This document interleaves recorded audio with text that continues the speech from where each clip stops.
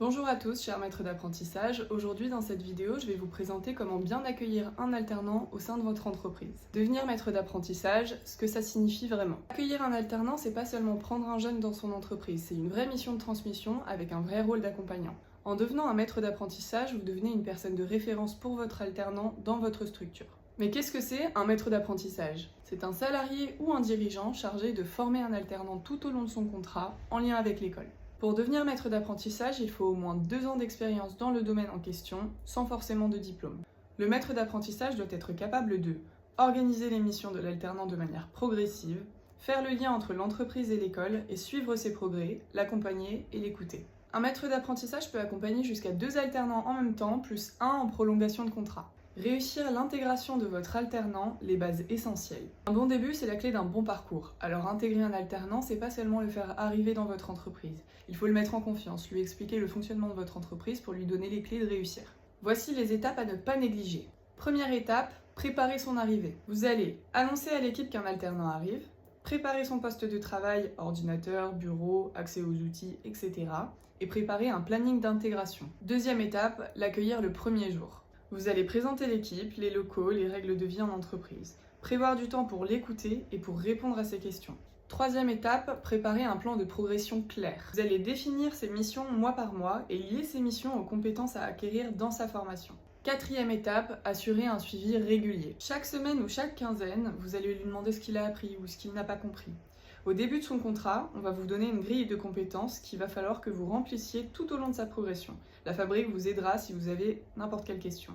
Soyez dans l'écoute et la bienveillance, pas seulement dans le contrôle.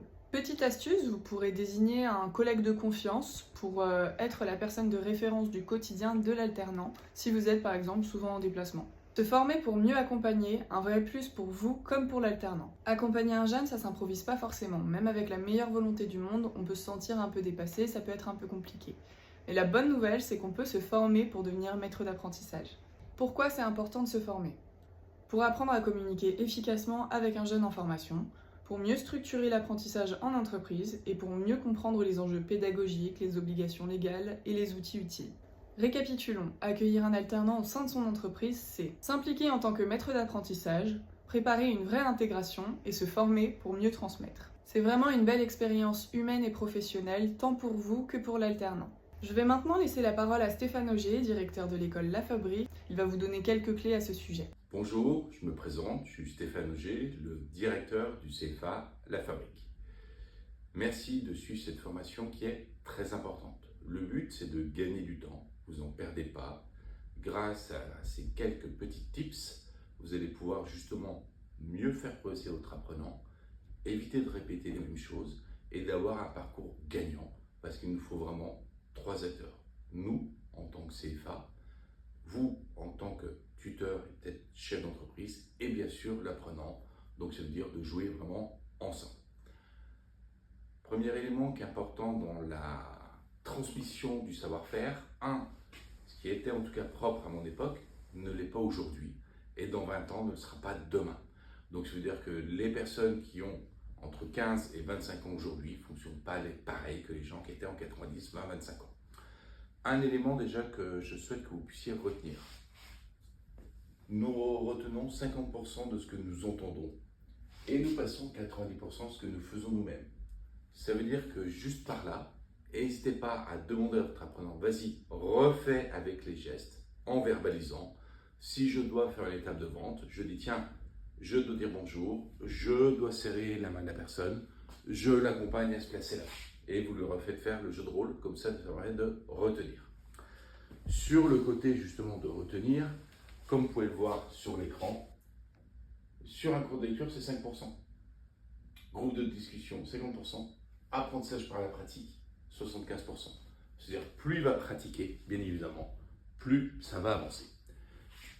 Je veux parler d'intégration, car si l'intégration se passe bien, je vais faire le parallèle comme avec une histoire de couple. Si le début se passe bien, il y a beaucoup plus de chances de la poursuite. Ça veut dire quels sont les points que nous avons regardés, ou si l'intégration s'est bien passée, derrière, pendant les 2, 6 mois, et 24 mois ou 38 mois, suivant le contrat, voire 12 mois, nous sommes sûrs que ça se passe bien. Première étape, je l'explique, un tuteur rénové. Qui est le tuteur? C'est important que la personne va s'occuper. Et ça veut dire au début des entretiens très régulier. Le temps à transmettre est identifié. Ça veut dire que oui, même si vous êtes dans un commerce ou dans un bureau, je me dis que la première semaine, je le vois 2 à 3 fois par semaine et c'est 10 minutes. Je sais, 10 minutes le soir à 17h40, ok, je prends 10 minutes, je me laisse un peu de marge, comme ça pour 18h on est bon. Et c'est pas à 6h, 6h10, oh zut, je vous demande de rester qu'on fasse un feedback. Non, important de le prévoir ou le matin, à vous de voir comment s'est bien passé ta journée, qu'est-ce que tu as réussi, qu'est-ce que tu aimes le moins. Bien évidemment, je ne parle pas, moi, quand je dis qu'est-ce que tu as fait de ta journée, si mon apprenti s'appelle Jérémy, je vais dire Jérémy, comment s'est bien passé ta journée et je laisse communiquer. C'est son ressenti. À partir du moment où je vais travailler sur son ressenti, ça m'arrête d'avancer différemment. Feedback tous les soirs, je le conseille pendant un mois. Tous les soirs, feedback.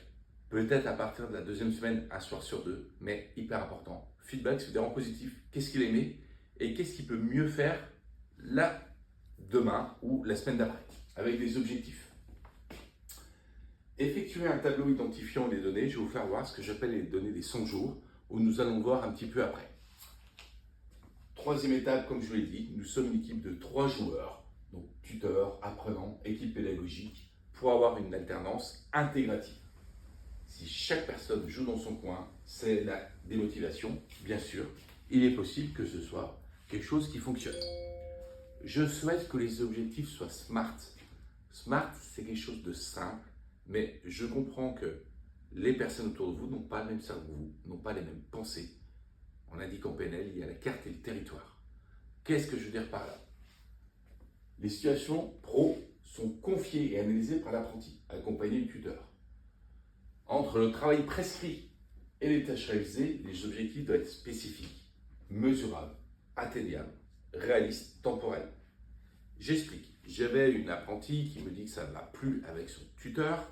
Ok, le tuteur, je le connaissais, donc je l'appelle.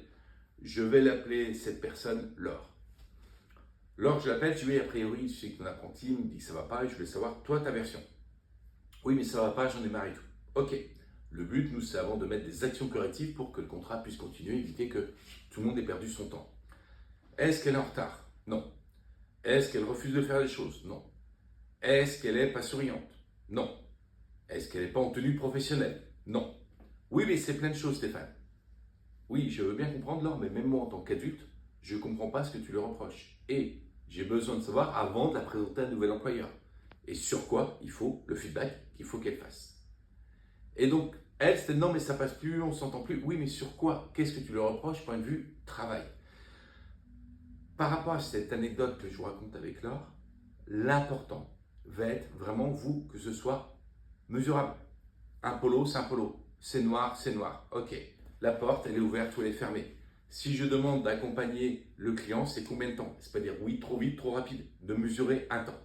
Donc, il faut que vos objectifs soient SMART. Important aussi, vu que vous avez signé le contrat d'apprentissage, nous avons mis en place justement la progression pédagogique sur les 2 ans. Quand je dis 2 ans, je vais plus dire 18 mois. Grosso modo, de septembre jusqu'à septembre d'après, on est sur une année, sur un BTS classique. Et donc concrètement, il faudrait que la progression se termine au mois de mars-avril. Donc on est plus sur 18 mois. Tous les 2 mois, vous allez recevoir un mail de notre part qui est associé au nom du prof principal pour vous dire ce qu'ils ont fait de les 2 mois, 4-5 étapes, et ce qu'ils vont faire dans les 2 mois à venir. Le but, pour avoir une formation intégrative, va être justement de mixer entre ces étapes, si c'est possible, de ce qu'on a vu, que vous puissiez vérifier si ça fonctionne aussi dans l'entreprise, et ce qu'on va voir, peut-être de dire, bah, tiens, ça tombe bien, je vais te faire cette progression. Donc le but, c'est de jouer, comme l'a syndiqué, la période 1, 2, 3, 4, 5, 6, 7, 8. Nous avons 8 périodes à peu près, et attention, bien que ça prenne l'été, parce que le but, c'est que ça arrive à peu près à fin avril, que vous ayez fini sur les, non pas 24 mois, mais 18 mois. Je vais vous laisser répondre à quelques questions derrière pour faire la deuxième version. Merci à vous de votre écoute. Bonjour et bienvenue sur cette deuxième étape. Deuxième étape de comment être un super tuteur et de gagner des éléments avec vos apprenants. 1. Le tableau de 100 jours. C'est quelque chose que je fais aussi pour tous mes collaborateurs ici et qui me permet justement de dire dans 100 jours, donc 3 mois, il faut que l'apprenti sache faire cela ou le collaborateur. Ce fichier, vous allez l'avoir sous forme Excel. À vous de le bouger comme vous souhaitez, bien évidemment. Le but, on a une première étape. Mettez ici ce que vous souhaitez que votre apprenti sache faire. À 15 jours, oui, non, est-ce que c'est fait, est-ce que c'est pas fait. Ça permet déjà un premier point et de bien comprendre que vous avez des objectifs et que l'apprenti maintenant c'est dans le monde de l'entreprise. Pour certains, beaucoup sortent du bac et qui doivent comprendre que dans 15 jours déjà, je dois faire cette partie. Feedback après, est-ce que je sais faire, est-ce que je ne sais pas faire. Et ça permet d'avoir un lien, de se dire, je sais vers où je vais. Si je vous dis demain, je vous emmène en bateau et puis au bout d'une heure, 2 heures, on me dit on va où? Je ne vous dis pas. Au bout de 3 heures, on va où? Je ne dis pas. Certains seront malades. Qu'est-ce qui va se passer? Mutinerie. Donc derrière, le but, c'est que le capitaine indique vers où on va.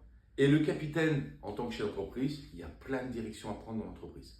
Et des moments, nous allons aller là, nous allons aller là, mais il faut informer les collaborateurs. Parce que derrière, eux, ils ne savent pas. Ils n'ont qu'une partie de l'iceberg. Vous êtes en 360. Donc le but, c'est de faire ce parcours en 15 jours. Ensuite, au bout d'1 mois. Et derrière, à 3 mois, de dire, voilà, on doit en être à la fin des 100 jours. Donc d'avoir une échelle de progression au départ, très précise, sur 3 mois. Peut-être je dois savoir la gamme de produits, je dois savoir accueillir, je dois savoir nous ce qu'on vend, je dois avoir vu un peu tous les services pour bien comprendre le business. Ça peut être quelqu'un, je pense, en BTScom, qui doit comprendre qu'est-ce que font les vendeurs, qu'est-ce que font les personnes hôteliers pour après réussir à vendre, pour peut-être répondre justement à des personnes qui suscitent ça. Je vais vous demander là, qu'est-ce que vous voyez? Ça, c'est un peu très franco-français. Souvent, on va me dire, ah, c'est tout faux. Et je vais vous dire, dommage, parce que est-ce que vous pensez que vous motivez votre apprenant? En vérité, il y a 80% de juste. Et dans 80% de juste, peut-être que la personne avait juste fait un oubli qui est 4-1. À travers cette anecdote, je veux juste vous demander, et c'est aussi bien en perso qu'en pro, entre un enfant où lui dit tu as 80% de faux, ou tu as tout faux, ou de dire tu as juste une qui est faux, et tu en as même 3 de juste. Quelle va être ses motivations demain pour réussir? Posez-vous les questions pour vous par rapport à votre parcours, et là. Alors je sais, vous allez me dire, oui, mais moi avant peut-être, ok, là je vous parle d'aujourd'hui, et des nouvelles générations. Donc le but, valoriser sur ce que l'apprenti sait faire pour pouvoir l'aider à se développer. Et quand je dis l'aider à se développer, c'est développer votre entreprise. Donc tout le monde sera gagnant. Et je vais vous poser 2 autres questions.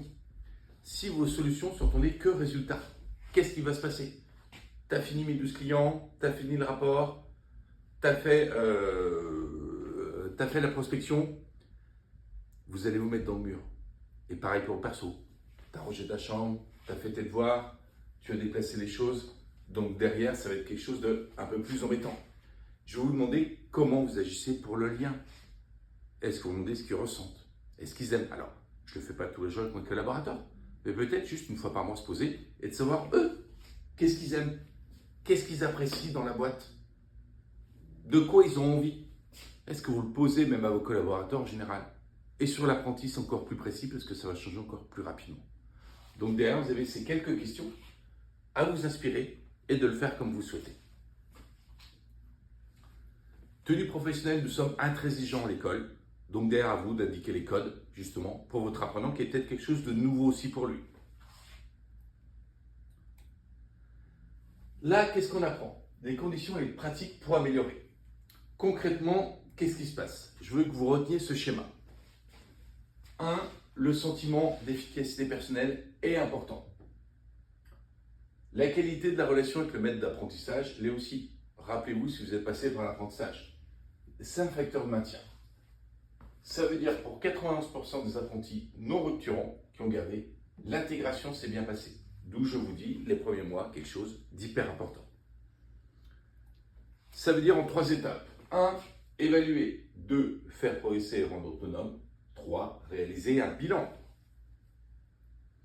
Je vous laisse lire parce que concrètement, c'est peut-être un peu mieux. Entre l'entretien préparatoire que vous pouvez faire, les 100 jours que nous avons parlé, et bien sûr l'entretien de bilan à la fin des 100 jours, voire même après. Ce que je souhaite concrètement, mesurer objectivement les outils et les compétences structurées, bien sûr en partant de l'apprenti. C'est hyper important. Si vous partez de votre point de vue en disant « Tiens, c'est nul ce que tu as fait », rappelez-vous, c'est la table de maths. Comment évoluer? À votre avis, quelle modalité objective doit-on mettre en place pour évaluer?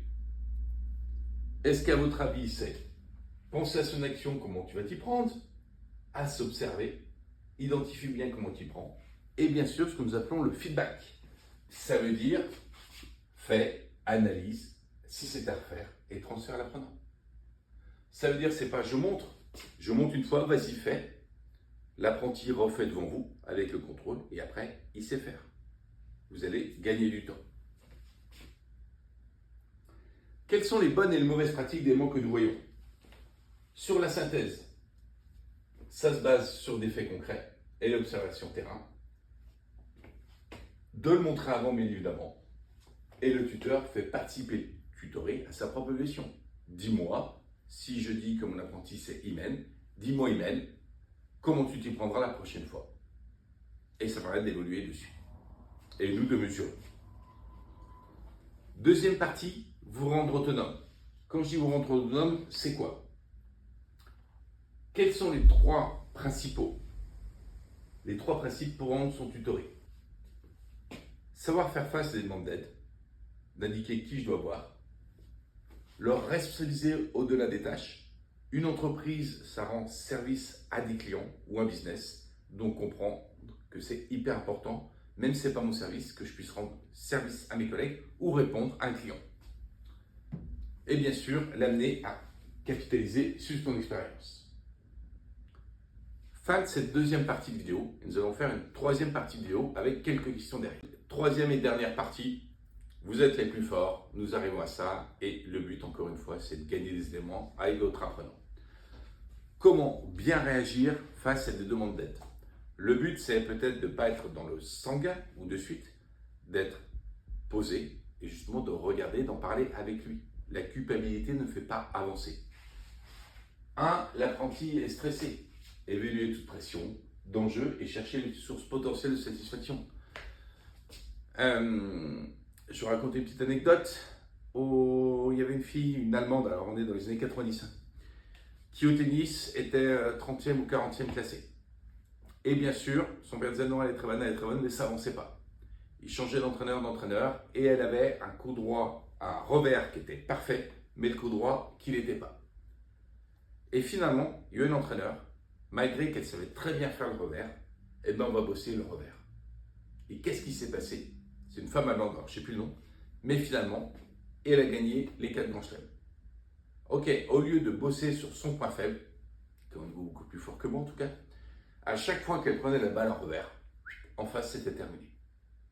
Je veux juste par rapport à ça, que peut-être si votre apprenant a des points faibles, au lieu de trop vous appuyer sur les points faibles, appuyez sur les points qu'il sait faire et vous le ferez peut-être d'autant plus progresser. L'apprenti ne sait toujours pas faire certaines tâches, accompagnez techniquement. Et peut-être qu'elle a besoin d'écrit, peut-être qu'elle a besoin de vous filmer et de revoir, et peut-être de vous l'encourager. Apprenti, c'est apprendre à savoir faire. Donc derrière, peut-être qu'elle prenne des notes, peut-être de filmer et de revoir, et de le découper par étapes. Et peut-être de ne pas mettre trop de pression dessus. De dire, écoute, c'est pas grave, on se laisse 1 mois pour que tu réussisses cet exercice, ou ce jeu-là, ou ce savoir-faire. L'apprenti manque de confiance en lui, valoriser ses points forts et rassurer. Alors attention, c'est très clair que chez moi, s'il y a quelqu'un qui est, je veux dire, en train de penser pour être gentil, ça ne se passe pas. Bien faire comprendre qu'on est dans le commerce, qu'elle doit dormir la nuit, quand elle arrive le matin, elle doit être en forme. Ce n'est pas le but de tout accepter. Donc déjà de faire comprendre qu'il est dans un job. L'apprenti se repose un peu trop sur les autres, de donner ses questions et de réfléchir, et que le temps de travail, souvent c'est 35 heures par semaine, donc il y a déjà 14 heures de cours, les 21 heures en entreprise doivent obligatoirement être rentables et là pour apprendre.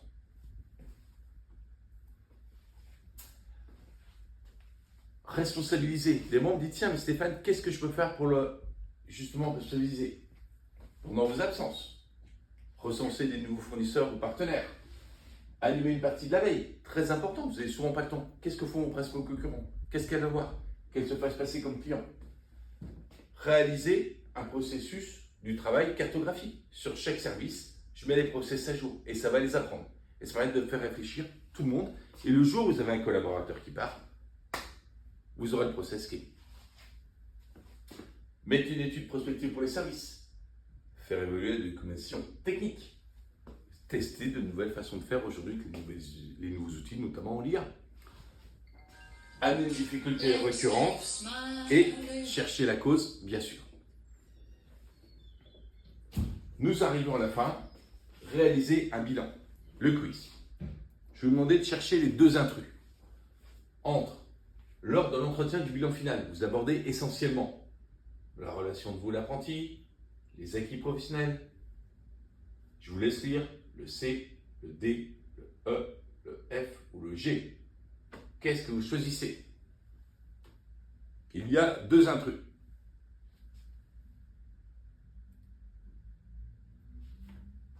Son classement par rapport à ses camarades de promotion, il n'y a aucune importance dessus. La nature de ses relations avec ses professeurs, non plus. C'est vous, comment ça se passe dans l'entreprise. Mais le professeur à la fabrique passera vous voir chaque année entre le mois de décembre et le mois de janvier pour voir comment ça se passe, nous à l'école et vous aussi, surtout en entreprise.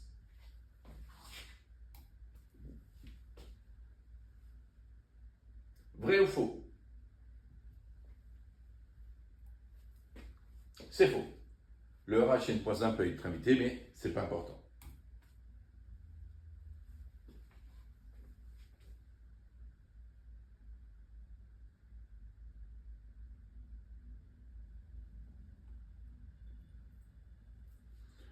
Bien sûr, si avec l'apprenant ça ne va pas et qu'il ne correspond pas, le but c'est soit nous mettons des actions correctives, soit à ce moment-là aussi d'arrêter le contrat. On est bien d'accord là-dessus.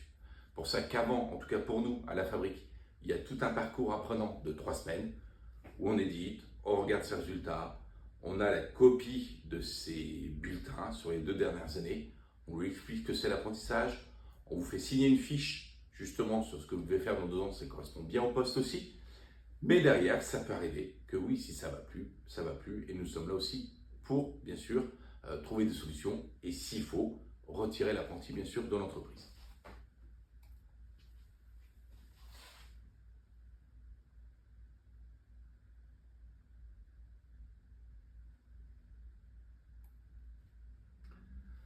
Bien sûr, l'aider à rédiger son mémoire ou ses fiches, il y a une nomenclature qui est spécifique chaque année. Donc ça, c'est vraiment le rôle, nous, de CFA. Et derrière, après, pour l'entreprise, faites le reste. Mais la partie fiche qui doit se faire en dehors du temps de travail du CFA et en dehors du temps de travail de chez vous, qui doit se faire donc pendant son temps libre, mais c'est l'apprentissage où elle doit travailler, et ils le savent, en dehors des cours et en dehors de l'entreprise. J'espère qu'à travers ce module, ça a permis justement de vous éclaircir un petit peu. N'oubliez pas, justement, important à l'écoute. Les 3 premières règles vraiment, c'est le tuteur, qui ait des entretiens réguliers, bien sûr, je vais dire pendant un mois et demi. Et après, je vous conseille très fortement que tous les mois, un entretien d'1 quart d'heure sur qu'est-ce qu'ils ont vu, comment ça s'est passé en partant du point de vue de l'apprenant et qu'est-ce qu'il va faire le mois prochain. Ça, c'est vraiment, vous pouvez vous appuyer sur, vous avez un mail tous les 2 mois justement sur qu'est-ce qu'ils ont fait dans les 2 mois et qu'est-ce qu'ils vont faire justement en pratique. Vous avez les connexions aussi, bien sûr, à Hypareo pour voir tout ce que l'élève fait, tout ce qu'ils font et même joindre directement certains profs si vous le souhaitez. Je vous remercie. Sachez que dans la fabrique, qui fait partie aussi de Stéphane G. vous avez le droit des formations, communication verbale, gagner de la confiance, qui sont pris en charge. Nous sommes là pour votre écoute et nous faire bien sûr tous développer nos entreprises. Merci à vous. Très belle journée.